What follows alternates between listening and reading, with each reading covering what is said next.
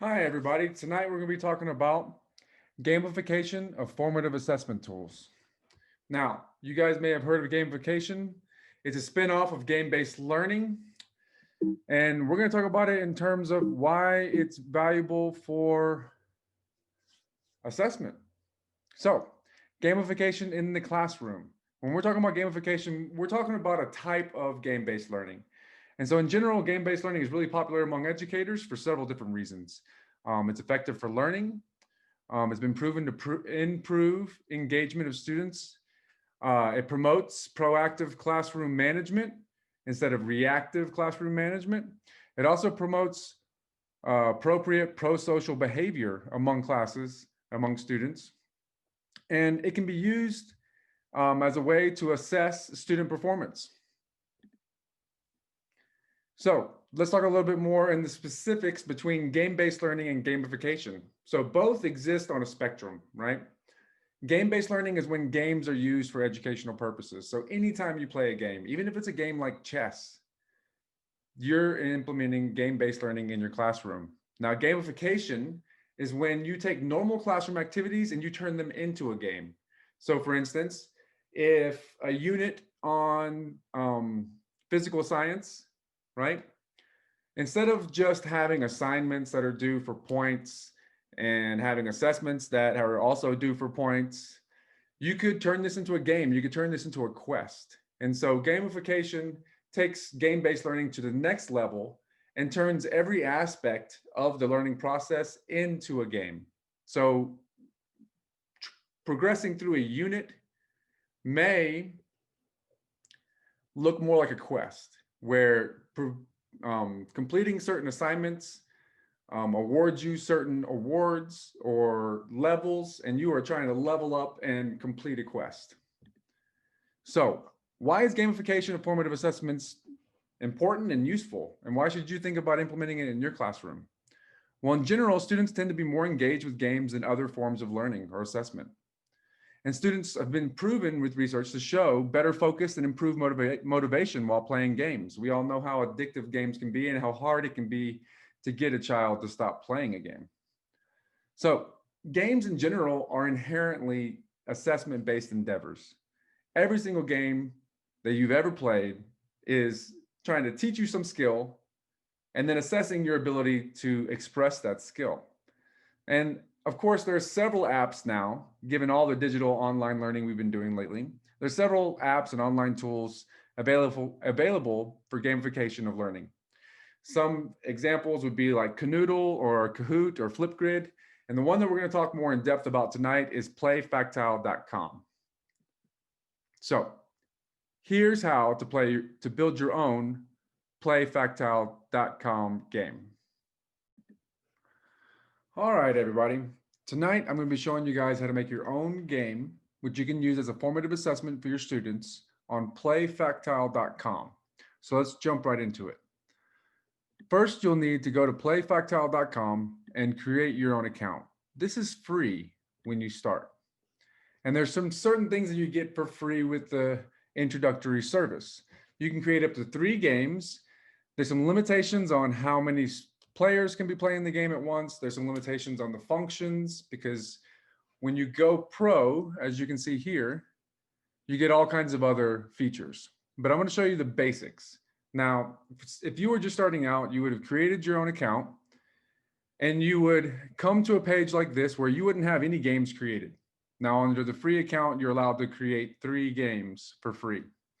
So I've already hit my limit. So I can't create a new game, but I can show you guys how this works. So if you were starting a new game, of course, this would come up blank. I'm going to start working on a game that I created but didn't finish. And so as you can see, playfactile.com can allow you to create a game that is a Jeopardy style game, a trivia style game. But it's up to you what kind of content you put into this game. So in this example, I've named this Cookies and Cream because I had a math unit that I was using cooking and recipes and baking as the subject matter for presenting this content about unit rates, ratios, and profit and loss. And so you can see I've already created some categories. And if I go into one of these questions that I've already created, let's go into one that's follow the recipe. You'll see that there's questions in here. Now with the free version, you really can only type text in here. But if you upgrade, if your district or your school pays for you to have an account and you upgrade, you can upload images, videos, you can enter equations, you can upload sound bits. And so there's a lot of flexibility into what type of content you can build into these kind of games.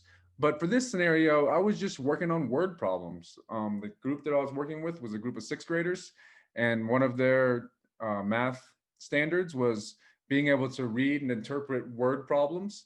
And so every one of my categories, I just incorporated word problems.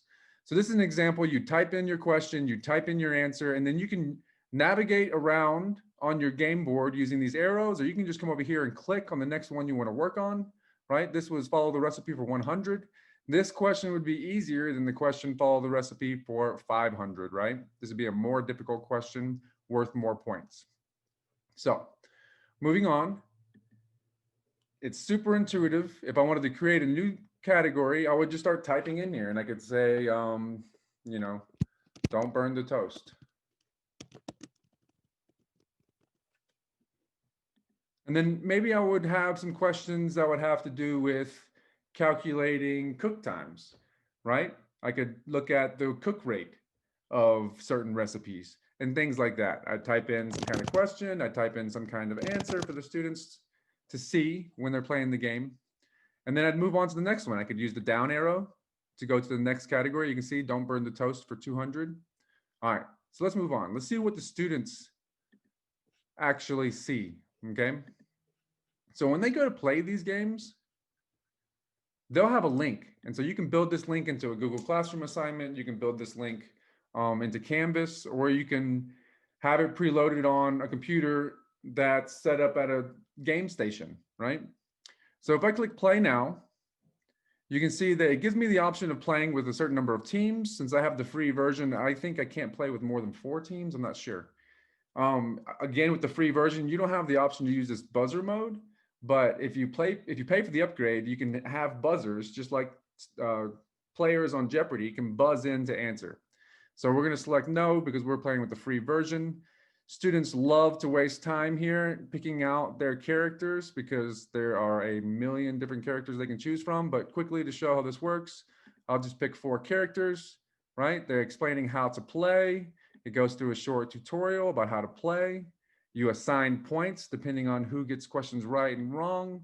And the way that I normally introduce this game is that I'll play this game as a whole class, and I'll be the person in charge. So I have this projected in the classroom, and I'll be the person in charge of clicking on which question we're going to next. Even though the students will tell me what to click on, I'll be the one clicking. I'll click into the selection that the students give me. I'll read questions out loud. I'll wait for answers. This is a great way to assess in this moment when you're moderating the game. You can look out at the whole class and see which hands go up first, which students seem confident, which students are looking at their neighbors to get help, right? And so anyways, if they're playing as teams, you can, assess who's doing well and who's doing poorly. If they're playing as individuals, once they've been introduced to the game, one of the students or all the students can moderate this themselves. And so they can break up into small groups and each individual could be playing the game. And so they would play, and depending on who gives what answers, right, we would be awarding points. So this question, right, I like to make my chili with lots of beans. I always add 3 cans of kidney beans, 3 cans of pinto beans, and 2 cans of black beans to my chili, but I only add 2 cans of corn. What is the ratio of cans of beans to cans of corn? And let's say, the giraffe team gets it right. It's worth 300 points, right?